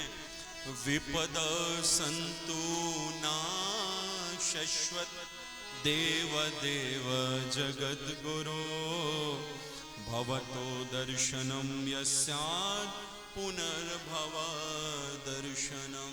हे ठाकुर जी यदि देना चाहते हो तो मुझे शाश्वत विपत्ति दे दो, दुख दे दो, इतना दुख देना जहां सुख की छाया भी ना पड़े, इतना दुख देना। भगवान कहते हैं, बुआ जी मांगने से पहले विचार तो कर लेती, क्या मांग रही हो? पूरी दुनिया सुख के पीछे भाग रही हो और आप मुझसे दुख मांग रही हो। कुंती कहती है, प्रभु अगर मुझे रीझ गई हो तो दुख दे दो। भगवान ने कहा, पर दुख क्यों चाहती हो आप? कुंती कहती है, प्रभु जीवन में मेरे जब भी दुख आया आप मेरे साथ थे। द्रौपदी की लाज जा रही थी, किसने बचाई? लक्षागृह में आग लगा दी गई, किसने रक्षा करी हमारी? महाभारत जैसा बड़ा संग्राम, किसने मेरे पांचों बालकों को इतनी बड़ी सेना से जिता दिया? किसने? आपने। लेकिन आज राज्य मिल गया, आज सुख आ गया और आप मेरे जीवन से जा रहे हो। प्रभु मैं ऐसा सुख नहीं चाहती जिसमें आपका विस्मरण हो जाए, जिसमें मैं आपको भूल जाऊं। कबीर कहते हैं, सुख के माथे सील पड़े जो नाम हृदय से जाए, बलिहारी वो दुख की जो पल पल नाम जपाए। ऐसे सुख को आग लगे जो प्रभु का विस्मरण करा दे। और भैया हम सब का एक्सपीरियंस है, जब भी जीवन में सुख अधिक आता है ना, सबसे पहला काम भगवान को भूल जाते हैं। किसी को ट्रेवलिंग करनी हो, बाहर जाना हो तो कोई सामान नहीं भूलता। पूरा एकदम सूटकेस पैक होता है, रास्ते में जो भी चीज की जरूरत होगी, क्योंकि मेरी तो ट्रेवलिंग बहुत होती है, मुझे तो हमेशा कहीं ना कहीं जाना ही होता है, तो कहीं भी जाते हैं तो फ्लाइट के टिकट, ट्रेन के टिकट, ये इसका सब व्यवस्थित होती है। लेकिन कुछ भूला जाता है तो प्रभु का स्मरण भूल जाते हैं, सबसे पहले हमारा नियम छूट जाता है। और जब भी सुख अधिक आता है तो उसका विस्मरण हो जाता है, लेकिन दुख आता है तो वो सहज में याद आने लगता है, उसे याद करना नहीं पड़ता, वो खुद याद आने लगता है। मैं कई बार कहता हूं भैया, इतनी प्रार्थना, इतनी दुआएं मंदिर की दीवारों ने नहीं सुनी जितनी अस्पताल की दीवारों ने सुनी। बहुत प्रार्थनाएं सुनी अस्पताल की दीवारों ने, क्यों? क्योंकि वहां दुख बहुत होता है, और जब भी दुख होता है प्रभु का स्मरण सहज होने लगता है, सहज हो जाता है। अब कुंती बुआ ने कहा तो भगवान रुक गए हैं, और भगवान के रुकने का एक कारण और भी है। कारण यह है, पहले तो युधिष्ठिर जी को संताप हुआ है, युद्ध में इतने लोग मारे गए, उनके संताप को दूर करना है, और दूसरा कोई है जो भगवान की प्रतीक्षा कर रहा है। कौन? पितामह भीष्म, जो वाणों की सैया पर लेटे हैं 6 महीने से, और प्रतीक्षा में उत्तरायण कब आएगा। एक उत्तरायण वो है जो मकर संक्रांति से सूर्य उत्तर दिशा की ओर जाते हैं, उसे उत्तरायण बोला जाता है, और दूसरे उत्तरायण भगवान नंद नंदन है, जिन्होंने उत्तरा के गर्भ में प्रवेश करके आयन किया है। भगवान गए भीष्म के पास युधिष्ठिर के साथ, पहले युधिष्ठिर को भीष्म से शिक्षा प्रदान कराई है, राजनीति की, धर्म नीति की।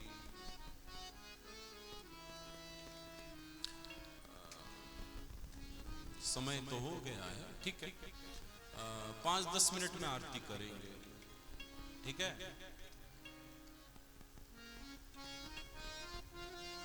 ठीक है, ठीक है। अरे यार मुस्कुरा के बोल दो, क्या जाता है।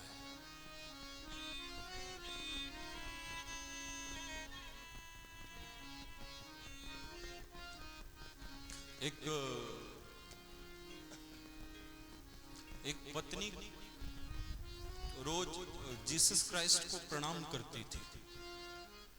होते ना जीसस क्राइस्ट, वो टंगे रहते हैं, तो उसके घर पे थी और रोज उनके पैर छूती थी।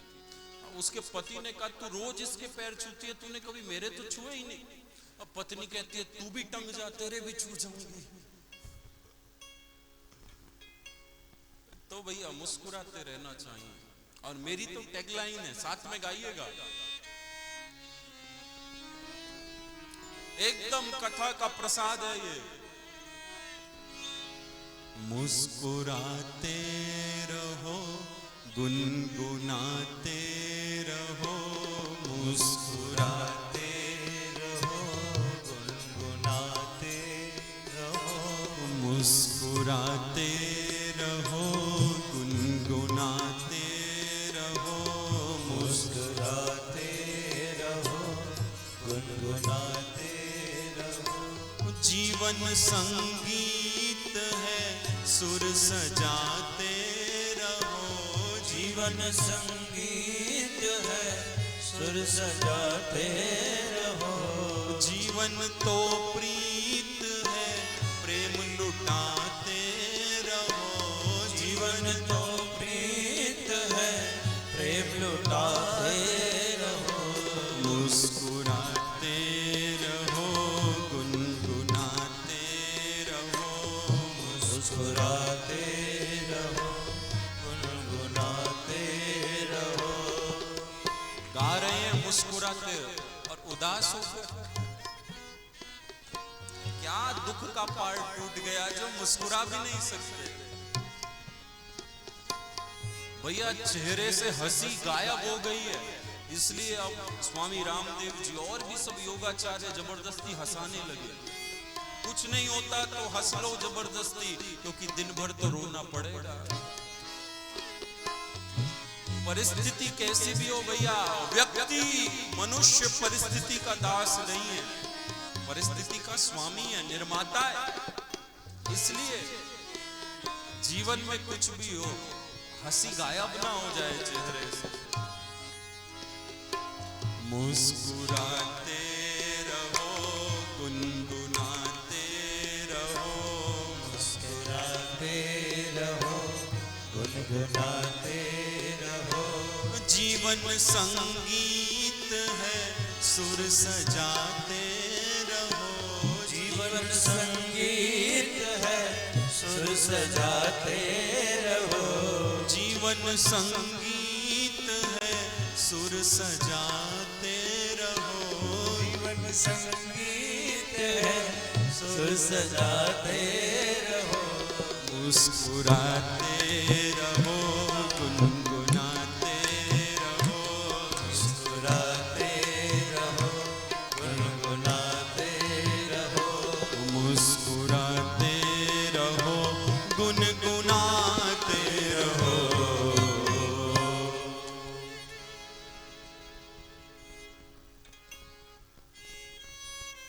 मुस्कुराइए, आप कथा में बैठे हैं।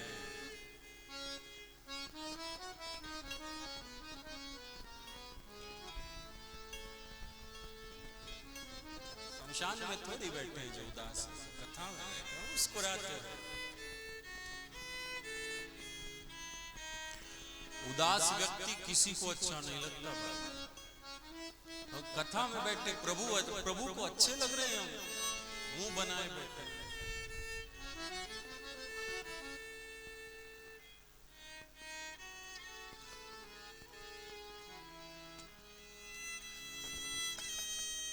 मुस्कुराओ, खुशी की बात करे, रोने वालों कुछ हंसी की बात करे। फूल मुरझा गए तो कोई बात नहीं, जो हुआ सो हो गया। फूल मुरझा गए तो कोई बात नहीं, खिलने वाली कली की बात करे। अब बड़ी बात तो यह है, जब करें दुश्मनों से भी, बड़ी बात यह है दुश्मनों से भी, जब करें दोस्ती की बात करें। मुस्कुराओ, खुशी की बात करें। ए रोने वालों, हंसी की बात करें। इसलिए मुस्कुराते रहो, गुनगुनाते रहो। मुस्कुराते रहो, गुनगुनाते रहो। जीवन संगीत है, सुर सजाते रहो। जीवन संगीत है, सुर सजाते रहो। मुस्कुराते रहो, मुस्कुराते रहो, गुनगुनाते रहो। मुस्कुराते रहो।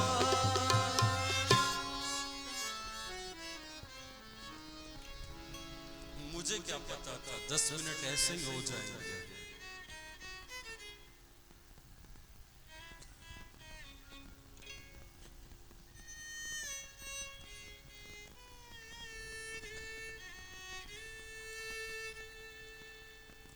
तो ठाकुर जी ने भीष्म पितामह से युधिष्ठिर को उपदेश कराया है। युधिष्ठिर के चित्त में जो संशय है वो उसकी निवृत्ति हुई, और भीष्म ने प्रभु से प्रार्थना करी है, हे नाथ, मैं आपको अपनी पुत्री से विवाह कराना चाहता हूँ, आप मेरी पुत्री का वर्ण कर लीजिए। भगवान कहते हैं, आपकी कौन सी पुत्री, आप तो अखंड आजीवन ब्रह्मचारी रहे हो, आपकी पुत्री कहां से आई? तब भीष्म ने कहा, प्रभु मेरी सामान्य पुत्री नहीं, जैसे एक पिता जब तक अपनी पुत्री को योग्य वर तक नहीं पहुंचा देता तब तक सदा उसकी रक्षा करता है, ऐसे ही मेरी सामान्य पुत्री नहीं, मेरी बुद्धि रूपी पुत्री, जिसे मैंने दुनिया के आकर्षण से बचाया, वासनाओं से बचाया, विकारों से बचाया। हे नाथ, अब ये तन से मैं जा रहा हूं, आप मेरी दृष्टि के सामने रहना और मेरी इस बुद्धि रूपी पुत्री का वर्ण कर लीजिए।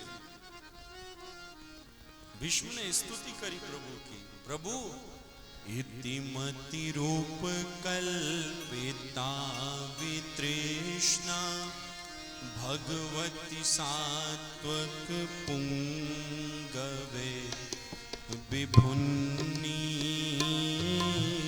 इतिमति रूप कल्पिता वितृष्णा भगवती शाश्वत पुंगवे विभुन्नी।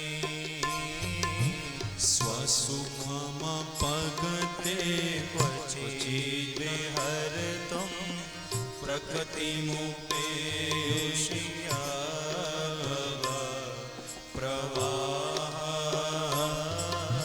त्रिभुवन कमलं तमालवर्णं रविकर गौरवराम्बरं दधाने वपुरल ककुला वृताननाभजं विजय सखे रतिरस्तु मे भगवत्या। इतिमति रूप कल्पिता वितृष्णा भगवती शाश्वत पुंगवे। प्रभु की स्तुति करी, प्रभु को याद कराते हैं। प्रभु आपने कैसी करुणा करी, एक बार आपने मेरी प्रतिज्ञा, मेरी लाज बचाने के लिए अपनी प्रतिज्ञा तोड़ दी थी। बिंदु जी कहते हैं, प्रबल प्रेम के पाले पड़कर प्रभु को नियम बदलते देखा। अपना मान टले टल जाए पर भक्त का मान न टलते देखा। आपने अपनी प्रतिज्ञा तोड़ दी थी। बात उस समय की है जब दुर्योधन ने विश्व पितामह से कहा, मुझे लगता है आप बैठे हमारे साथ हो लेकिन हो पांडवों के साथ। तो भीष्म ने प्रतिज्ञा ली, कल मैं या तो किसी पांडव को मार दूंगा या भगवान को शस्त्र उठाने पर विवश कर दूंगा। भीष्म ने प्रतिज्ञा ले ली और इधर युद्ध रुक गया। सब अपने अपने शिविर में चले गए। भगवान को हुआ कल पांडवों को कौन बचाएगा भीष्म से। तभी भगवान गए हैं रात्रि में, पहले युधिष्ठिर के शिविर में गए। भगवान को लगा सब चिंतित होंगे, कल क्या होगा। युधिष्ठिर सो रहे थे, भीम नकुल सहदेव सो रहे थे। भगवान को लगा इन सब में अर्जुन बुद्धिमान है, अर्जुन चिंता करता होगा कल क्या होगा। अर्जुन के शिविर में गए। अर्जुन तो चादर ताने सो रहे हैं। तुलसी भरोसे राम के निश्चिंत होकर सोय। अनहोनी होनी नहीं, होनी होय सो होय। अपना क्या, अर्जुन को उठाया भगवान ने, तुझे चिंता नहीं होती कल पितामह से कौन बचाएगा। अर्जुन कहते हैं, प्रभु चिंता होती थी तब तक जब तक आपका गीता उपदेश नहीं सुना था। जब से आपका गीता सुन ली है अब चिंता नहीं होती, अब आपका चिंतन प्रारंभ हो गया है। प्रभु हमें चिंता नहीं अपनी, तुम्हें चिंता हमारी है। हमारे प्राण के रक्षक सुदर्शन चक्रधारी है।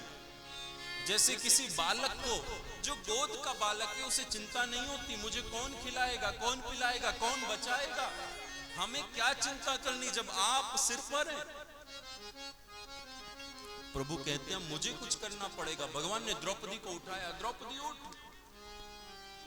द्रौपदी ने कहा क्या हुआ प्रभु, आज क्या करना है। कहा कुछ नहीं करना, बस जो कहता हूं वही करना। क्योंकि भगवान ने सुन लिया था। भीष्म पितामह ने युद्ध के बाद दुर्योधन से कहा था, कल सुबह अपनी पत्नी को मेरे पास भेज देना, मैं उसे आशीर्वाद दूंगा। ब्रह्म मुहूर्त में अखंड सौभाग्य का आशीर्वाद दूंगा, जिससे फिर तुम्हें कोई नहीं मार सकता। भगवान ने सुन लिया। भगवान पहले दुर्योधन की पत्नी के पास गए। कहा दुर्योधन ने कुछ कहा, यही कहा भीष्म पितामह को प्रणाम करना कल सुबह जाकर। भगवान ने कहा कल मुहूर्त ठीक नहीं है, परसों चले जाना। ठीक ठीक ठीक, आपने कहा परसों चले जाऊंगा, इधर द्रौपदी को उठाया, द्रौपदी उठ चल, क्या करना है, कुछ नहीं करना, ब्रह्म मुहूर्त हो रहा है, बस पितामह को प्रणाम करना है, आगे सब मैं संभाल लूंगा। द्रौपदी ने घूंघट ढका, जो भीतर जा रही थी विष्णु पितामह के शिविर में, तभी भगवान ने कहा रुक द्रौपदी, तेरी पादुका की आवाज आ रही है, ये पादुका मुझे दे दे। द्रौपदी ने पादुका उतारी, भगवान ने पीतांबर में बांध ली और द्रौपदी भीतर गई है। जो पितामह के चरण स्पर्श करे, विष्णु पितामह उस समय ध्यान कर रहे थे, नेत्र बंद थे, तुरंत विष्णु पितामह ने दोनों भुजा उठाई, ऊर्ध्वबाहु होकर आशीर्वाद दे दिया, देवी अखंड सौभाग्यवती भव। इसे विष्णु को लगा कि दुर्योधन की पत्नी आई है, पर जैसे ही आशीर्वाद मिला द्रौपदी हंसने लगी। विष्णु ने नेत्र खोले, हंसा कौन, क्यों हंसा? लगा ये दुर्योधन की पत्नी नहीं, तुम कौन हो देवी? द्रौपदी ने घूंघट उठाया, पितामह मैं आपकी पौत्रवधू द्रौपदी हूं। द्रौपदी तूने मुझे, तू यहाँ क्यों आई, मेरे चरण क्यों छुए? और द्रौपदी कहती है क्यों पितामह, क्या बुजुर्गों को प्रणाम करना कोई अपराध है? द्रौपदी अपराध नहीं है, पर ये बता तुझे यहाँ लाने वाला कहाँ छिपा है, कहाँ छिपा है? द्रौपदी ने इशारा किया, वो शिविर के बाहर है, बाहर विष्णु गए हैं। प्रभु से कहते हैं प्रभु आज क्या करूंगा मैं, पहले प्रतिज्ञा ले चुका हूं कि पांडवों को मार दूंगा, और अब द्रौपदी को अखंड सौभाग्य का आशीर्वाद दिया है, क्या करूंगा, मारूंगा या बचाऊंगा? मैं तो किम कर्तव्य विमूढ़ हो चुका हूं। भगवान कहते हैं अब युद्ध में देखा जाएगा। युद्ध प्रारंभ हुआ, भीष्म ने अपना रथ अर्जुन के रथ के आगे लगाया, भगवान सारथी बने बैठे हैं, और इधर भीष्म वाण पर वाण मारे जा रहे हैं। आज अर्जुन के बस की बात नहीं भीष्म पितामह से युद्ध कर ले, रथ टूट गया, घोड़े घायल, भगवान धरती पर खड़े, अर्जुन के धनुष बाण तोड़ दिए गए हैं। जब तक अर्जुन एक बाण भेदते हैं तब तक तो भीष्म बाणों की लड़ लगा देते हैं, कवच कुंडल बिखर गए हैं अर्जुन के।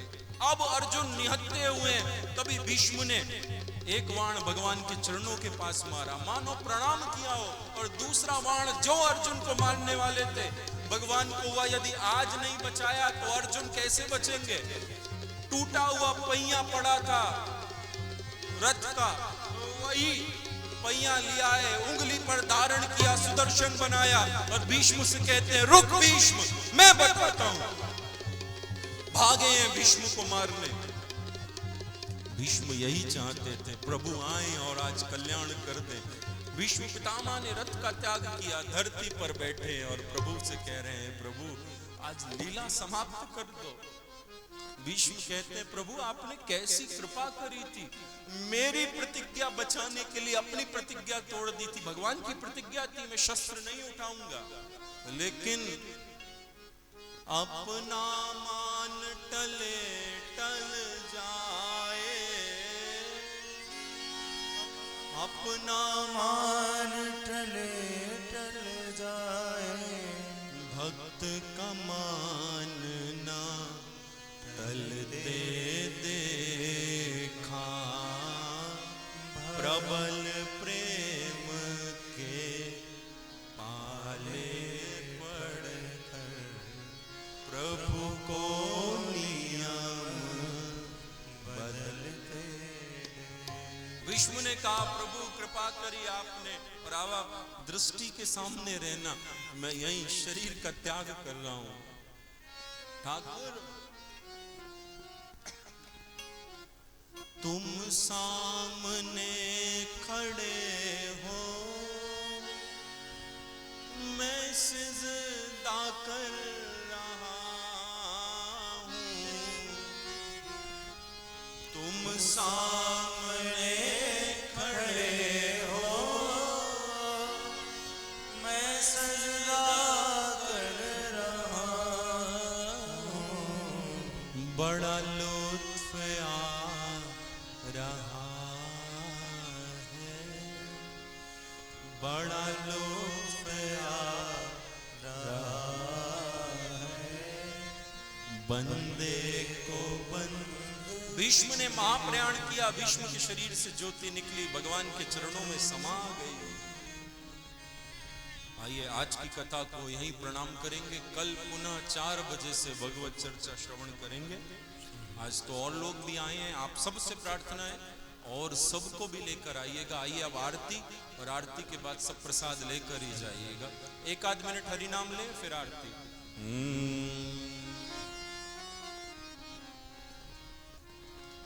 हे गोपाल राधा कृष्ण गोविंद गोविंद, हे गोपाल राधा कृष्ण गोविंद गोविंद, हे गोपाल राधा कृष्ण गोविंद गोविंद, हे गोपाल गाइए सब। गोविंद गोविंद, हे गोपाल, हे गोपाल, हे गोपाल, हे गोपाल, नंदलाल, नंदलाल, नंदलाल, नंदलाल, हे गोपाल राधा कृष्ण गोविंद गोविंद, हे गोपाल राधा कृष्ण गोविंद गोविंद, कृष्ण गोविंद गोविंद, कृष्ण गोविंद गोविंद, कृष्ण गोविंद गोविंद, कृष्ण गोविंद गोविंद, कृष्ण गोविंद गोविंद, राधे गोविंद गोविंद, कृष्ण गोविंद गोविंद, गाइए। राधे गोविंद गोविंद, कृष्ण गोविंद गोविंद, कृष्ण गोविंद गोविंद, कृष्ण गोविंद गोविंद, राधे गोविंद गोविंद, हे गोपाल राधा कृष्ण गोविंद गोविंद, हे गोपाल राधा कृष्ण गोविंद गोविंद, तुम्हें प्यार करने को जी चाहता है, तुम्हें प्यार करने को जी चाहता है, कि अपना बनाने को जी चाहता है, कि अपना बनाने को जी चाहता है, कि दिल में अजब सी उम्र आई है, दिल में जब सी उम्र आई है, तेरे पास आने को जी चाहता है, तेरे पास आने को जी चाहता है, नजरें मिलाने को जी चाहता है, नजरें मिलाने को जी चाहता है, हे गोपाल राधा कृष्ण गोविंद गोविंद, हे गोपाल राधा कृष्ण गोविंद गोविंद, हे गोपाल राधा कृष्ण गोविंद गोविंद, हे गोपाल राधा कृष्ण गोविंद गोविंद, हे गोपाल, हे गोपाल नंदलाल, नंदलाल, हे गोपाल, हे गोपाल, हे गोपाल, हे गोपाल राधा कृष्ण गोविंद गोविंद, गोपाल राधा गोविंद गोविंद, हे गोपाल राधा कृष्ण गोविंद गोविंद। आनंद कंद भगवान की जय हो। श्रीमद् भागवत भगवान की जय हो। श्री व्यास शुकदेव भगवान की जय हो। स्वामी मोहे न विसारियो, चाहे लाख लो हम सम तुमको बहुत है, तुम सम हमको नाहीं। दीन दयाल को विनती, सुनो गरीब निवाज।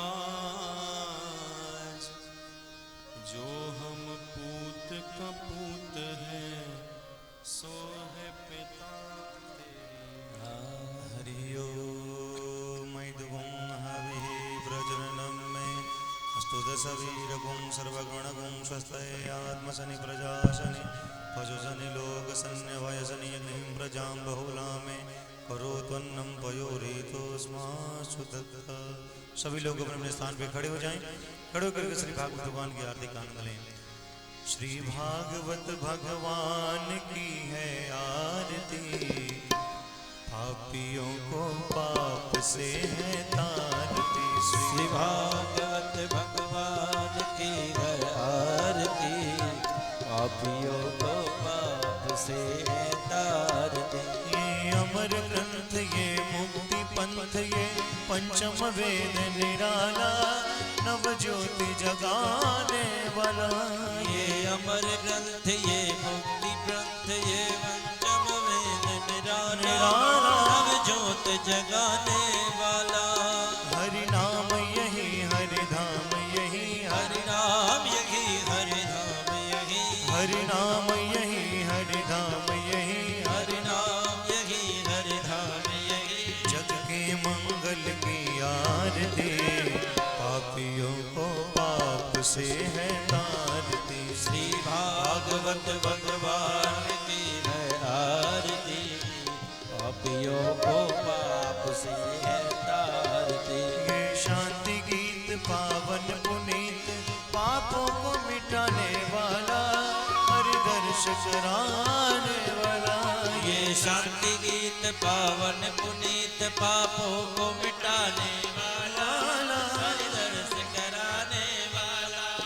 ये सुख करनी ये दुख हरनी, ये सुख करनी ये दुख हरनी, ये सुख करनी ये दुख हरनी। ये सुख करनी ये दुख हरनी। श्रीमद्सूदन की आरती, पापियों को पाप से है तारती। श्री भागवत भगवान की है आरती, पापियों को पाप से है तारती। ये मधुर बोल शब्द पंथ खोल, सन्मार्ग बताने वाला, बिगड़ी को बनाने वाला। ये मधुर बोल जगबंद बोल सन्मार्ग बताने वाला, बिगड़ी को बनाने वाला। श्री राम यही घनश्याम यही, श्री राम श्याम यही, मीरा के नटवर श्याम यही, मीरा के नटवर श्याम यही। भक्तों के प्राणाधार यही, भक्तों के प्राणाधार यही। प्रभु के महिमा की आरती, पापियों को पाप से है तारती। श्री भागवत भगवान की है आरती, भक्त जनों को भव सागर से तारती। घोरम करुणावतारम संसार सारम भुजेंद्र हारम, नाव संसार भवानी सहितं नमामि। त्वमेव माता च पिता त्वमेव, त्वमेव बन्धु च सखा त्वमेव, त्वमेव विद्यालवणं त्वमेव, त्वमेव सर्वं मम देव देव। अच्युतं केशवं श्रीराम नारायणं, कृष्ण दामोदरं श्रीवासुदेवं हरे, श्रीधरं माधवं गोपिका वल्लभं, श्री जानकी नायकं रामचन्द्रं भजे। हरे राम राम राम हरे हरे, हरे कृष्णा कृष्ण कृष्ण हरे हरे। हरे राम राम राम हरे हरे, हरे कृष्णा कृष्ण कृष्ण हरे हरे। आरार्तिक्यं समर्पयामि श्रीपुराणपुरुषोत्तमाय नमः। जलेन शीतलीकरणम् हस्ते पुष्पाणि गृहीत्वा मन्त्रपुष्पाञ्जलिम् ॐ जदनेन जदनामाय जन्ता देवास्तानि धर्माणि प्रथमान्याशन्न तेहनाकं महिमानः सचन्त यत्र पूर्वे साध्याः सन्ति देवाः हरिः ॐ नारायणाय विद्महे वासुदेवाय धीमहि तन्नो विष्णुः प्रचोदयात् हरिः ॐ महालक्ष्म्यै च विद्महे विष्णुपत्न्यै च धीमहि तन्नो लक्ष्मीः प्रचोदयात् शेवन्तिकावकुलचम्पकपाटलाब्जै पुन्नागजातिकरवीररशालपुष्पै बिल्वप्रवालतुलसीदलमञ्जरेभिस्त्वां पूजयामि जगदीश्वर मे प्रसीद नानासुगन्धपुष्पाणि यथा कालोद्भवानि च पुष्पाञ्जलिर्मया दत्ता गृहाण परमेश्वर मन्त्रपुष्पाञ्जलिं समर्पयामि श्रीपुराणपुरुषोत्तमाय नमः श्रीनन्दनन्दनाय नमः। बोले श्रीमद्भागवत महापुराण की, श्री राधा कृष्ण चंद्र भगवान की, श्री लक्ष्मी नारायण भगवान